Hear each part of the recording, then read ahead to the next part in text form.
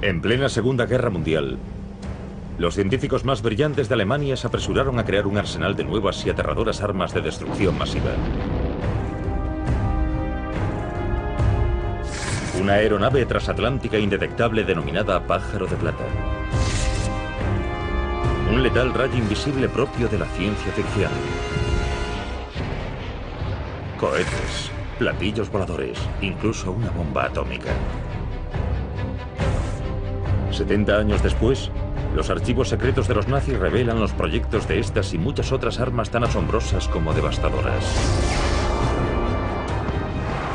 Son el resultado de una misión desesperada: aterrorizar a los Estados Unidos y a sus aliados, ganar la guerra y dominar el mundo durante 1000 años.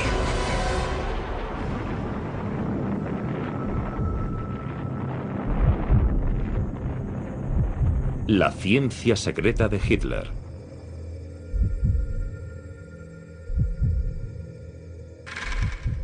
Abril de 1945. La Segunda Guerra Mundial ha terminado y el Tercer Reich ha vencido.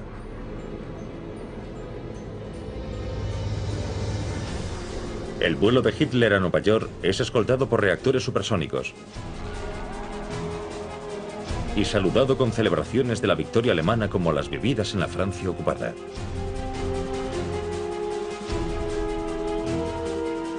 Se celebran fastuosas ceremonias de Estado para subrayar la trascendencia del momento. Hace el saludo nazi desde la Estatua de la Libertad. Nueva York está en ruinas. Solo queda en pie lo suficiente para celebrar un desfile de la victoria por Wall Street.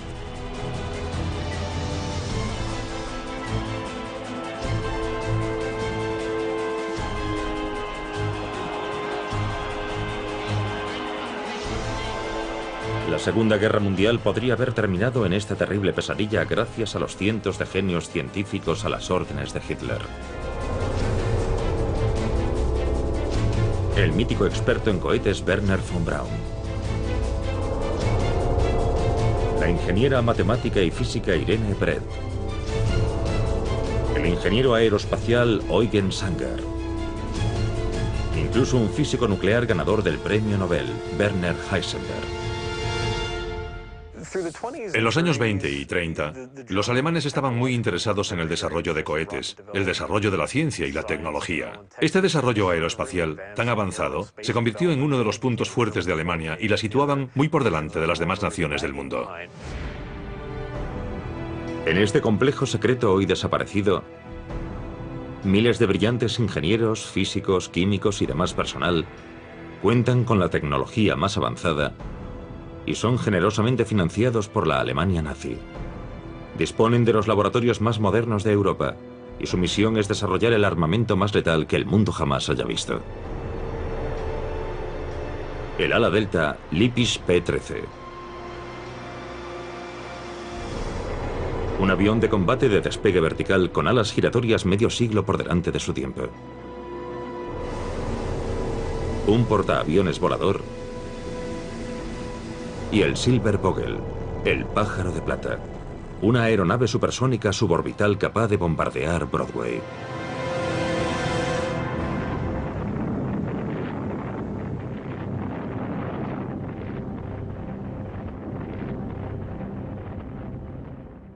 Podrían haber arrasado los Estados Unidos, hundido sus bombarderos en el océano o arrojado varias toneladas de bombas sobre Nueva York. Sin duda carecíamos de defensas antiaéreas capaces de detener un ataque así. El pájaro de plata nunca salió de la mesa de proyectos, pero hoy no podemos sino preguntarnos ¿cómo consiguieron los científicos alemanes situarse a alta distancia de sus enemigos? ¿En qué principios científicos se basaban esas máquinas? ¿Cuán cerca estuvo Adolf Hitler de la victoria gracias a los geniales científicos que trabajaron para los nazis?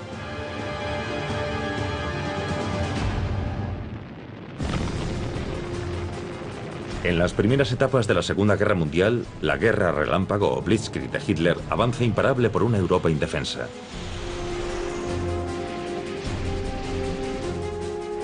Alemania fue la primera nación moderna en apostar tan firmemente por la ciencia y la tecnología como la vía más rápida para llegar a dominar el mundo.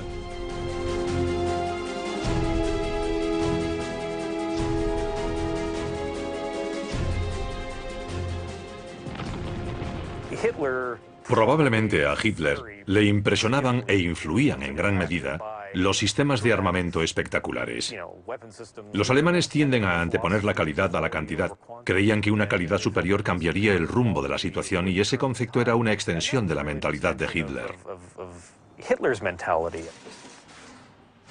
Hitler utiliza la ciencia para concebir, probar y en algunos casos desplegar varias fascinantes y aterradoras invenciones. Misiles balísticos de largo alcance muy avanzados. Los primeros cazas a reacción en entrar en combate. Muy superiores a los aviones a hélice de los aliados. O un primer monoplano indetectable propio de la Guerra de las Galaxias, que se anticipó varias décadas al bombardero furtivo B-2 de los Estados Unidos. Incluso bombas kamikaze tripuladas en las que el piloto nunca regresaría. Los aliados no están preparados para algo así. Los programas americanos de desarrollo de misiles durante la guerra eran muy primitivos en comparación con los que los alemanes ya habían logrado.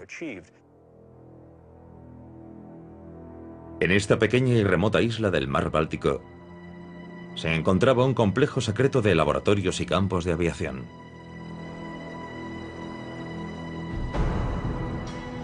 Aquí los científicos nazis probaron el primer misil de crucero de la historia. Y solo era una más de las asombrosas armas que se desarrollaban en el superlaboratorio del Báltico. Los nazis escogen el apacible pueblo costero de Peenemünde para desarrollar sus avances científicos más secretos. Y aquí es donde dará comienzo la era de la aviación a reacción y la era espacial. De aquí saldrá su asombroso armamento. Peenemünde se encontraba en el lugar perfecto, pues era una zona muy remota de Alemania. Podían lanzar cohetes hacia el cercano mar Báltico y se aseguraban de que nadie robaba su tecnología y huía con ella hacia Occidente. La existencia de la población satélite de Peenemünde es un secreto de Estado estrictamente controlado y cuenta con futuristas edificios de viviendas para la élite científica. Pero también es un campo de concentración para los prescindibles prisioneros que viven, trabajan y mueren aquí como esclavos. Cuando están demasiado débiles para continuar, son asesinados para que ninguno revele los secretos científicos de Hitler. Los científicos de Peenemünde no son esclavos, pero su bienestar y el de sus familias dependen de su cooperación con los nazis. Los ingenieros y físicos fueron llevados en trenes secretos a la metrópoli autónoma, que contaba con instalaciones metalúrgicas, centrales eléctricas y zonas de pruebas de armamento. Peenemünde se convierte en el equivalente nazi a las instalaciones estadounidenses de Cabo Cañaveral y Los Álamos. Alemania, 1943. Los aliados dejan caer sobre el país una lluvia de bombas. Pero Adolf Hitler sigue creyendo en la victoria. Los nazis planean construir un arsenal de nuevas y terribles armas de destrucción masiva con una potencia y un alcance que incluso les permitirán atacar los Estados Unidos. Hitler encomienda a su ministro de propaganda guiar al pueblo alemán hacia la victoria y la venganza.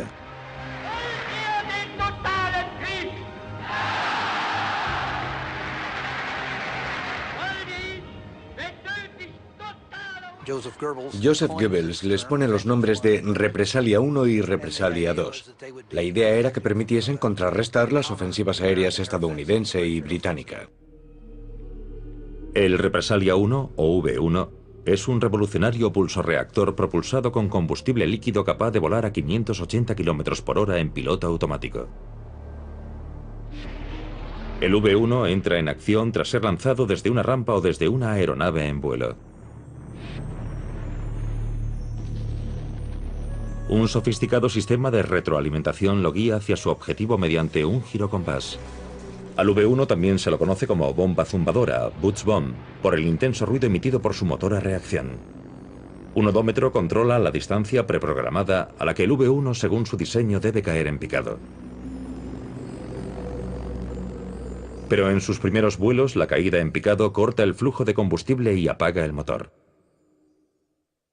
Su repentino silencio se convierte en el aviso de un impacto inminente. Of the 8,000 bombs launched, 2,300 penetrated British defenses, most of them falling in the London vicinity. The propulsion roar of the flying bomb. El primer misil de crucero de la historia hace que en 1944 y 1945 llueva fuego y ceniza sobre Gran Bretaña, aterrorizando Londres con miles de muertos y decenas de miles de heridos. Hundreds of homes, hospitals, and public buildings were hit. They fell in crowded streets during rush traffic hours. But new deep shelters built for this emergency were put to use and saved the lives of thousands of people. Only one life was lost for every 3 bombs launched. Few of the robot bombs resulted in fire, but the great concussive blasts of Vengeance Weapon No. 1 exceeded anything London had experienced. Los secretos avances científicos de Hitler están dando sus frutos. Son tanto logros tecnológicos como militares. Pero la precisión de los proyectiles plantea un serio problema.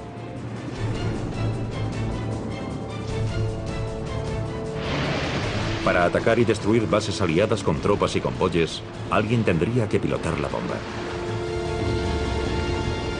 Mientras Hitler promete a la nación que sus cohetes cambiarán el curso de la guerra, sus ingenieros añaden un asiento para un piloto y unos rudimentarios controles al V-1.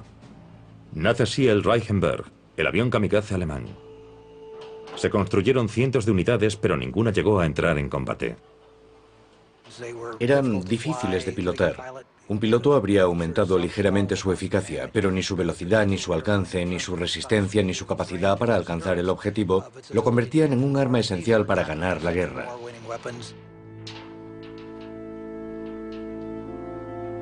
Varias décadas después, los prototipos del Reichenberg son descubiertos en un archivo privado. En este pequeño garaje de Baviera, los secretos avances científicos de Hitler vuelven a la vida. Aquí se reconstruyen varias de aquellas asombrosas armas para algunos museos.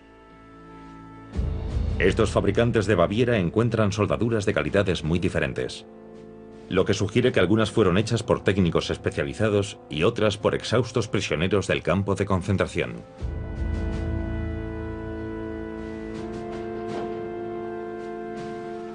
Esta reliquia restaurada todavía puede volar. Solo falta un voluntario que la pilote.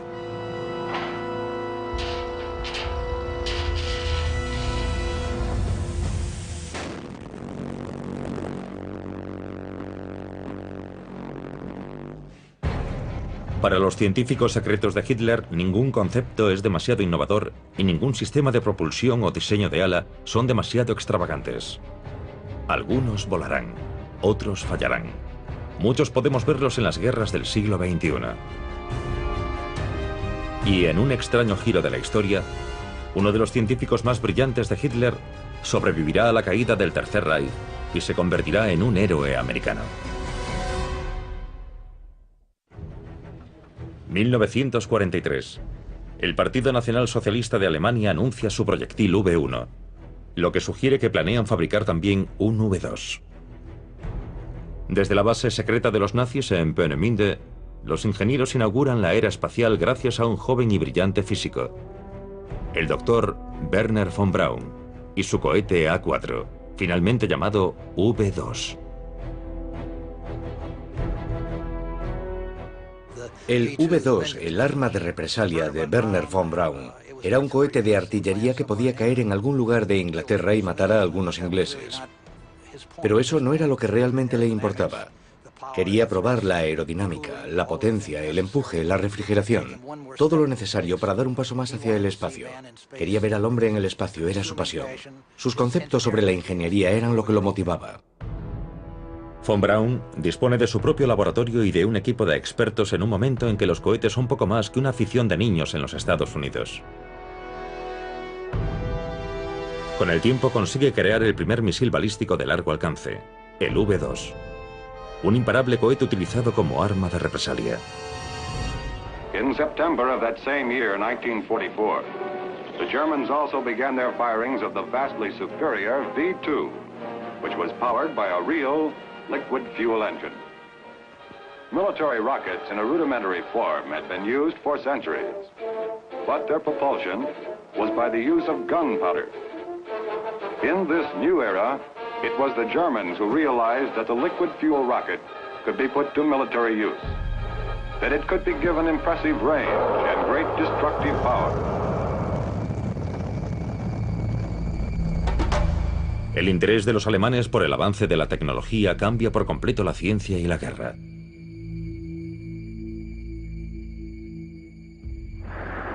They not only took a toll of more than 9,000 casualties, they also had a devastating psychological effect. For unlike the buzz bomb, the V-2 fell without warning.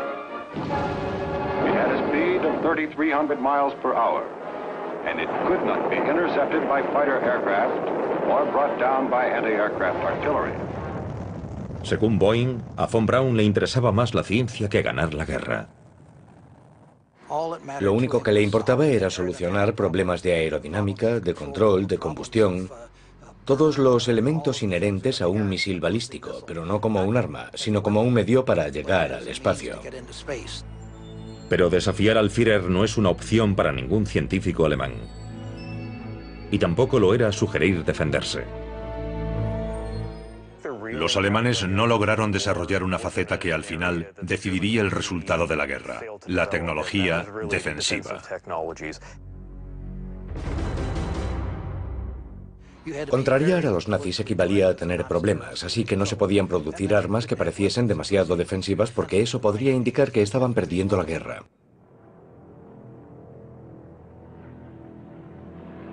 Pero lo cierto era que los alemanes sí estaban perdiendo la guerra. 1944. Los aviones estadounidenses atacan un convoy de camiones nazis que transportaban un arma asombrosa, cuyo uso podría haber cambiado el desarrollo de la guerra.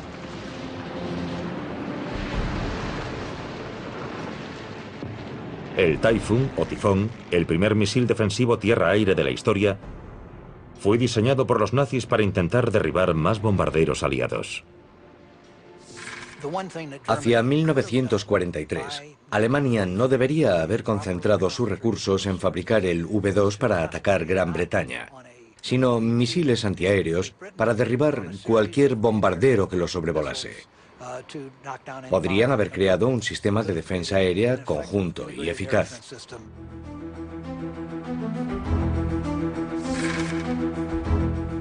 Las primeras pruebas del Typhoon se llevaron a cabo en la Estación 4 de Peenemünde en 1944. Es revolucionario y económico. Un sencillo tubo de acero de unos 180 centímetros de largo que contiene una mezcla de ácido nítrico y combustible sintético. Y que puede recorrer más de 9 kilómetros en solo 14 segundos. Planean fabricar más de 1 millón en 1945. Pero no se llevó a cabo. Estaba claramente fuera de sus posibilidades. Creían firmemente que habían ganado la guerra o estaban demasiado centrados en que la guerra durase cuanto más tiempo mejor para mantenerse en el poder el mayor tiempo posible. Nunca concentraron sus recursos ni permitieron a las personas que podrían llevar esos planes a cabo reunirse y hacerlo. Había muchas sospechas, muchos conflictos políticos. Esta simulación informática muestra el aspecto que tendrá la lanzadera móvil de disparo del cohete defensivo Typhoon cuando sea reconstruida. El de un artefacto científico secreto que aún hoy perpetúa la fascinación que despierta este asombroso armamento. Estos artesanos están construyendo un solo Typhoon, no los varios millones en los que Alemania confiaba para limpiar el cielo de bombarderos aliados. En última instancia es el ingenio del armamento nazi y no su número lo que impulsa el mundo más lejos, más rápido y más alto que cualquier otro artefacto conocido.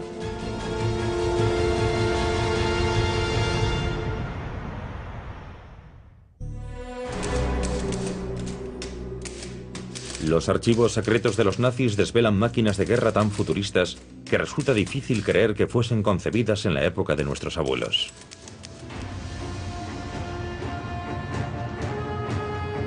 El vuelo con motor tiene menos de 30 años de historia cuando Hitler llega al poder. Sin embargo, en cuestión de meses, las pizarras y los planos del Tercer Reich ya están repletos de diseños increíbles. Antes del fin de la guerra, Alemania lograría numerosas innovaciones aeronáuticas que sentaron las bases de muchos vehículos aéreos y espaciales actuales. El Arado 234 fue el primer bombardero turborreactor operativo y el reactor más avanzado de su clase. El Arado fue el segundo avión fabricado con el motor Jumo 004, fabricado por Junkers. Era un avión muy ligero, bien diseñado y aerodinámico, y muy exigente para el piloto. Tenía que actuar como bombardero, navegador y artillero, pero era un avión eficaz. Era fácil de pilotar y su mantenimiento era relativamente sencillo. Entraron pocas unidades en combate. Sin embargo, cualquier país se habría sentido orgulloso de contar con un avión así. Incluso antes contaban con los prodigios del doctor Alexander Lippisch, nacido en Múnich, y que en los años 30 había diseñado una serie de ala deltas. Con el tiempo darían lugar al interceptor propulsado por cohete Messerschmitt Me-163 Comet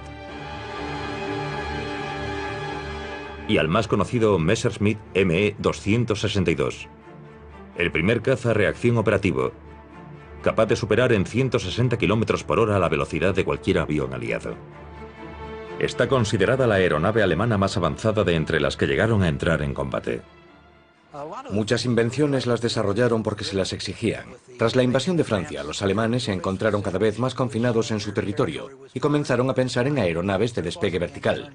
Querían disponer de cazas propulsados por cohetes que pudiesen ascender verticalmente para atacar los escuadrones estadounidenses, ya que no tenían tiempo para hacerlos despegar del modo convencional.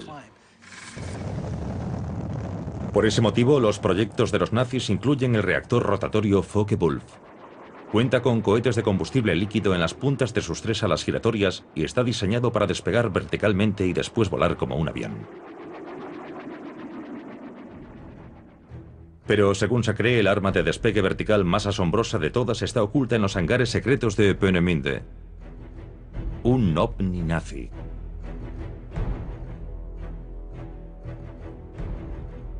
Un artículo de la revista alemana Der Spiegel desvelaría más tarde el proyecto secreto que Rudolf Schreiber planea para las SS desde la vecina Checoslovaquia. Se trata del Schreiber Flugkreisel, una aeronave tripulada de casi 15 metros de diámetro que cuenta con 3 impulsores a reacción instalados en un rotor situado dentro de un fuselaje circular. Este ovni nunca se construyó.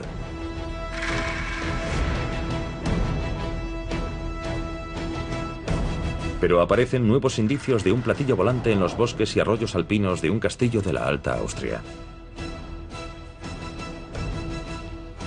Se trata de un invento en forma de disco similar a una hélice. Utiliza los principios de la transformación de la materia y el flujo de energía para crear un motor que en vez de combustible funciona gracias a la turbulencia natural creada por un torbellino de agua o aire.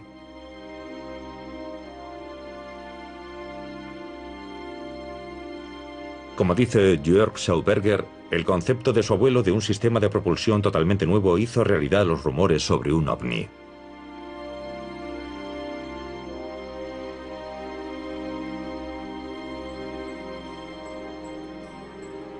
A principios de 1930, Victor Schauberger estudia la capacidad de los peces de nadar contracorriente.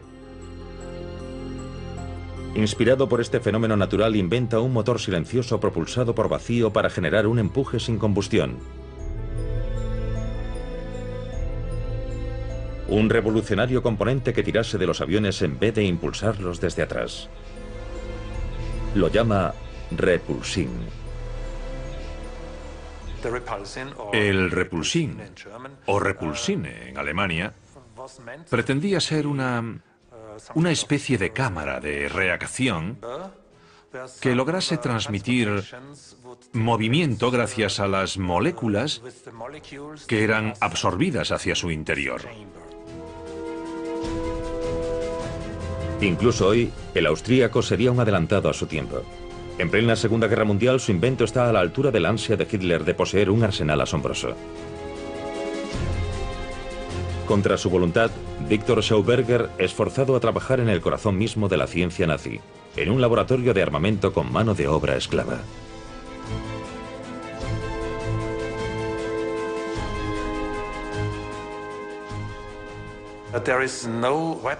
El repulsín no fue concebido como un arma. Su intención era crear un sistema de propulsión y no un arma. Pero nuevos proyectos letales son ideados sin descanso. Entre la correspondencia de alto secreto entre las autoridades nazis y el coronel Schroeder Stranz de las fuerzas aéreas alemanas, encontramos indicios de un arma asombrosa de la que se dice que puede matar, curar e incluso ayudar a encontrar petróleo. El coronel propone su ambicioso proyecto a las Fuerzas Armadas en varias ocasiones. En los últimos y desesperados días del Tercer Reich, las SS deciden apoyar el proyecto. Parece salido de un relato de ciencia ficción. Se trata de un arma que puede perforar el blindaje más resistente o hacer que los aviones enemigos caigan del cielo. Se realizará una prueba en un lugar secreto. Las cajas que contienen sus componentes se descargan de noche para que nadie sepa de la operación. Contienen metales valiosos y un contador Geiger para medir la radiación. Marzo de 1944. Al amanecer, el coronel despega hacia el campo de pruebas.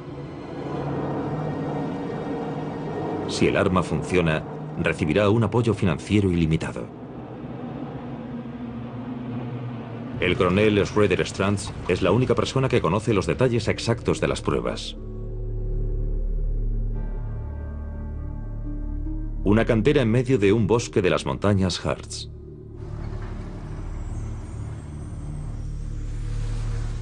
Los documentos secretos no revelan qué aspecto tiene, solo que su extremo frontal, similar a un cañón, dispara un rayo invisible. El coronel Schroeder Stranz ha inventado un haz de rayos X. Utilizando los conocimientos técnicos disponibles en ese momento, podría haber tenido este aspecto. A pesar de la escasez causada por la guerra, los científicos nazis siguen teniendo acceso a metales valiosos e instrumentos de medición muy escasos en ese momento.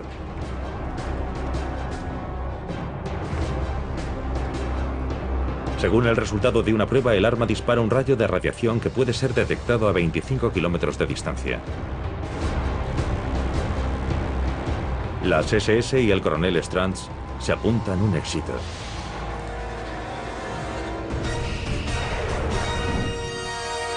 Pero entonces, misteriosamente, el archivo se cierra. La unidad especial es desmantelada en octubre de 1944. Y hasta hoy no se ha encontrado ninguna explicación para ello. La ciencia de Hitler, envuelta en el secreto, deshacía las fronteras entre la realidad y la ficción. Pero el Führer tiene claro cuál es su gran reto, el más desesperado y decisivo. ¿Quién sería el primero en construir una bomba atómica?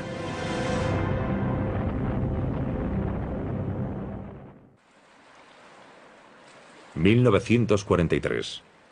Mientras los científicos continúan trabajando en la ciudad secreta del Báltico, la guerra sigue yendo mal para el Tercer Reich. En el este, el ejército alemán es repelido en Stalingrado. La invasión de Rusia planeada por Hitler se convierte en pánico, masacre y retirada. En el oeste, los pilotos británicos consiguen las primeras imágenes aéreas de las fábricas y los edificios de Peenemünde utilizados para lanzar cohetes. Los bombarderos británicos arrasan el complejo. Su objetivo son los edificios donde viven los científicos e ingenieros de Hitler. Cientos de ellos mueren. Peenemünde nunca se recuperó por completo. Perdieron a su personal clave, científicos y su equipo de investigación. Los proyectos de Peenemünde son trasladados bajo tierra a fortalezas de las montañas y minas remotas a salvo de los ataques aéreos de los aliados.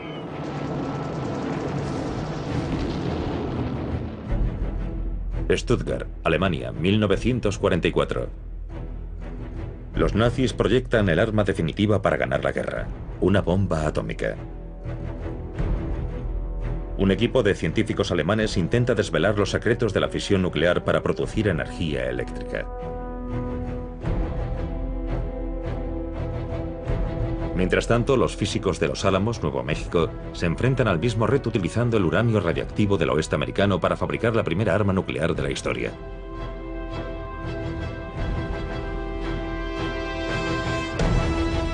Pero los alemanes cuentan con su propio genio atómico, el premio Nobel Werner Heisenberg, quien con su equipo se hacen llamar el Club del Uranio. Pero el ejército alemán tiene otros planes para ellos.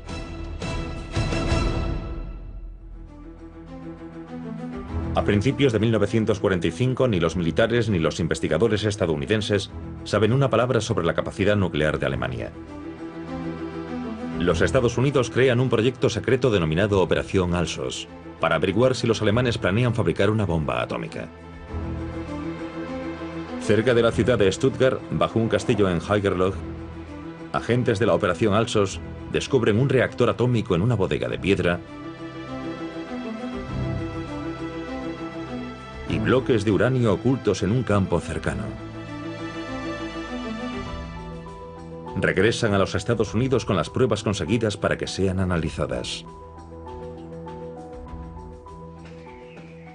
A ese mismo castillo medieval han llegado meses antes cargamentos clandestinos de agua pesada, un elemento clave para obtener energía nuclear.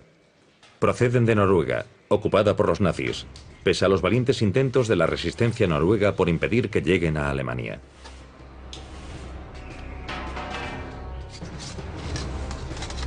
Un código secreto revela la cantidad de deuterio que contiene cada barril transportado. El deuterio, un isótopo del hidrógeno, hace que el agua sea aproximadamente un 10% más pesada. Los nazis planean combinar este envío de agua pesada con los bloques de uranio para iniciar la era nuclear.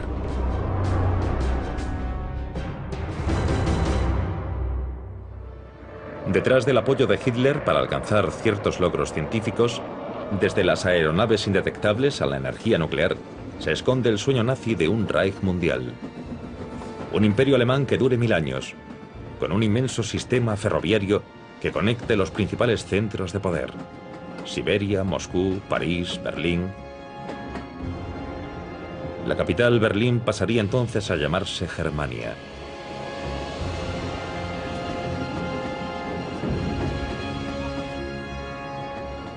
La tecnológica pieza central de un nuevo orden mundial.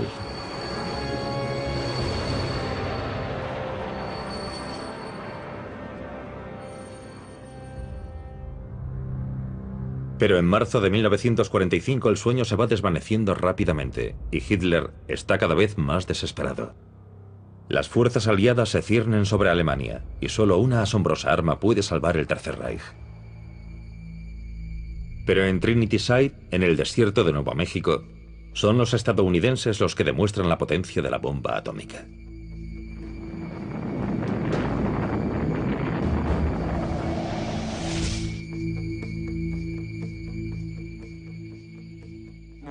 A medida que se acercaba el final de la guerra, lo que más interesaba a los aliados era lo cerca que estaban los alemanes de fabricar la bomba atómica. ¿Hasta dónde habían llegado? Esa era la gran pregunta. Y decidieron reunir en Farm Hall, cerca de Cambridge, a los 10 principales científicos atómicos. Sus conclusiones fueron: 1. Era evidente que los alemanes no tenían una bomba atómica. Y 2. Que no tenían la menor idea sobre el funcionamiento de la bomba atómica. Pero ¿qué fue de las asombrosas armas que los nazis sí construyeron? ¿Dónde podemos encontrarlas hoy?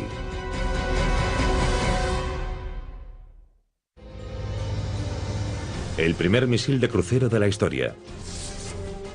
El primer misil balístico de largo alcance.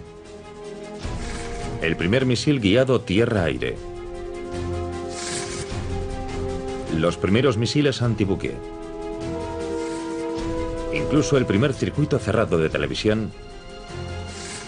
El primer caza a reacción y el primer bombardero a reacción operativos. Entre los expertos alemanes en aerodinámica había un pequeño grupo de personas con conocimientos muy avanzados y muchos los consideran genios. Innumerables diseños que estaban años por delante de su época. Enclaves secretos dedicados por completo a la ciencia. El respaldo del aparato de propaganda, dinero alemán a expuertas y enemigos amedrentados. ¿Cómo pudo fallar el plan de Hitler para desarrollar aquel asombroso armamento? En Alemania prácticamente todo es secreto. Cualquier estudio científico es secreto. Eso hizo más daño a los alemanes que a nosotros. Tenían un sistema de seguridad muy restringido y eso impidió el intercambio de conocimientos propio de una buena comunidad científica. Se volcaron en realizar sus sueños, pero no contaban con los recursos adecuados. Quienes debían tomar decisiones sobre esos recursos no sabían nada de los proyectos, y en el escalafón más alto Hitler tomaba las decisiones sobre muchos asuntos de los que solo tenía una información parcial. Ese secretismo controlado ralentizó de un modo devastador la producción en tiempos de guerra. Los alemanes lograron producir alrededor de 1.300 Me-262, de los cuales 300 llegaron a entrar en combate. En ese momento, nosotros estábamos transportando a Alemania 1.000 bombarderos y 1.000 cazas cada día. El Tercer Reich respalda cientos de invenciones letales, pero para llegar a producirlas y ganar la guerra, tendría que dar prioridad a algunas de esas armas y fabricar varios miles de unidades de cada una. Afortunadamente carecían de los métodos de producción, la gestión y los materiales necesarios. Si Alemania se hubiese centrado en su defensa, escogido de forma más estratégica su munición y aumentado en gran medida la producción de unas armas determinadas, el resultado de la guerra podría haber sido muy diferente. Eso habría dificultado enormemente la invasión de 1944. Probablemente habríamos tenido que aplazarla hasta 1945. E incluso es posible que la guerra hubiese terminado con la primera bomba atómica cayendo sobre Alemania en lugar de Japón.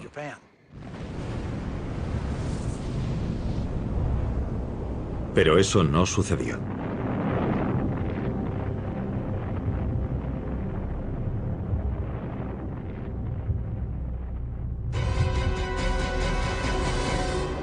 ...1945...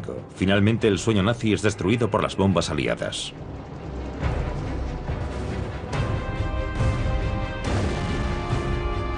Hitler y Himmler se suicidan. En los juicios de Nuremberg, los nazis se enfrentan a sus propias penas de muerte.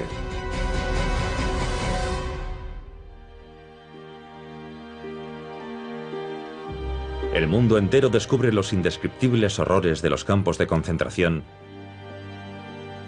y el alcance de los siniestros sueños de dominación de Hitler.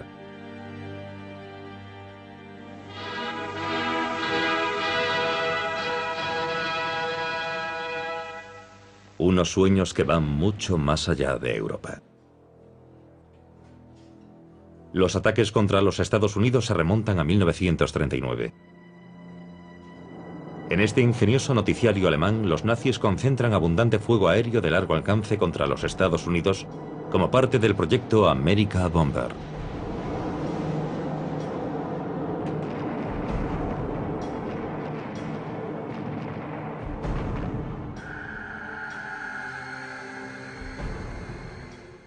Si los alemanes hubiesen logrado desarrollar y desplegar su proyecto America Bomber, llevando la guerra a la parte continental de los Estados Unidos, eso podría haber influido en la estrategia estadounidense.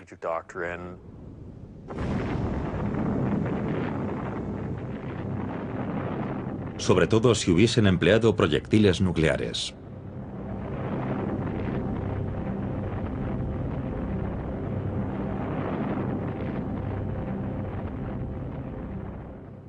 Lo único que la Fuerza Aérea Alemana podía hacer era enviar unos pocos bombarderos de muy largo alcance al otro lado del Atlántico y lanzar una docena de toneladas de bombas sobre Nueva York o Washington. Los proyectos Represalia y America Bomber de los alemanes no habrían tenido en absoluto el efecto deseado sin un arma nuclear. Adolf Hitler no llegaría a aterrizar en Nueva York. Pero el director de su programa científico sí cruzaría el Atlántico y cambiaría el curso de la historia. En 1945, cuando las tropas estadounidenses y soviéticas se acercan a Berlín, el genial inventor de cohetes Wernher von Braun y un pequeño grupo de sus colaboradores más leales debe elegir su destino: entregarse a los rusos, tomar cianuro o pasarse al bando aliado.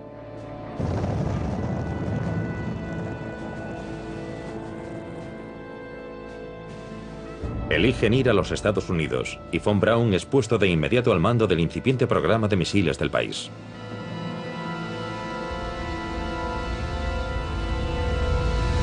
En el campo de pruebas de White Sands, Nuevo México, von Braun trabaja en un nuevo cohete y cumple finalmente su sueño espacial.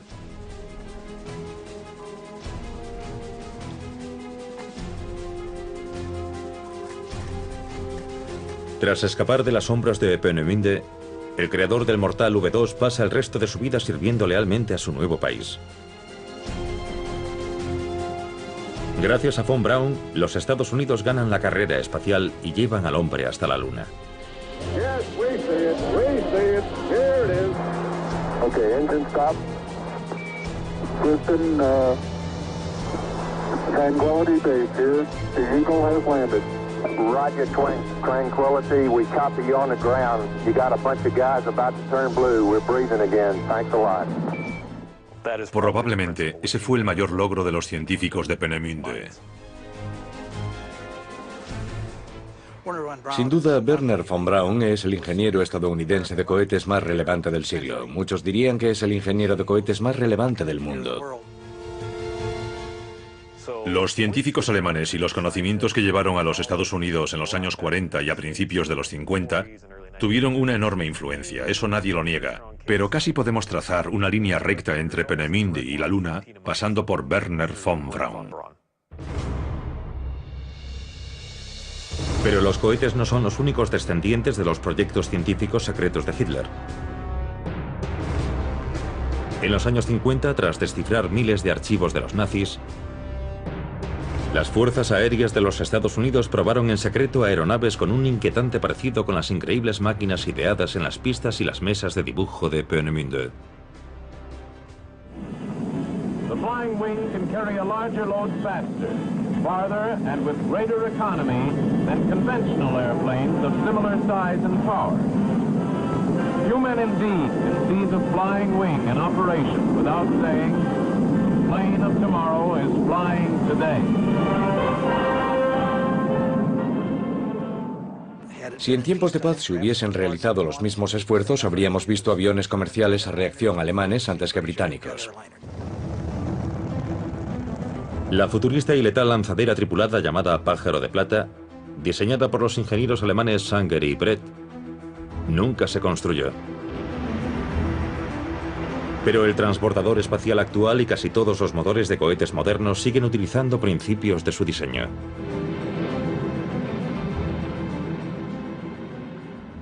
Si analizamos el trabajo de von Braun con el cohete V2 y el tipo de combustibles que utilizó en él, vemos que esos motores fueron utilizados posteriormente en los Estados Unidos por Bell y otros fabricantes.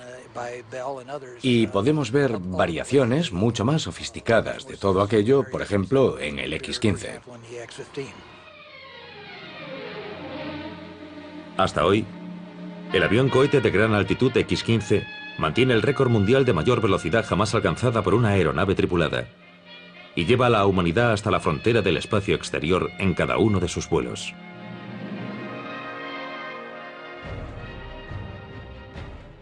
No hay la menor duda de que, en esa época, Alemania contó con algunos de los mejores diseñadores de armamento del mundo. Los que fallaron fueron sus líderes, si es que Hitler creyó realmente que esos científicos podían desarrollar un arma nuclear. Incluso sin energía atómica, los nazis alcanzaron logros científicos sin precedentes. Todo en nombre de la guerra.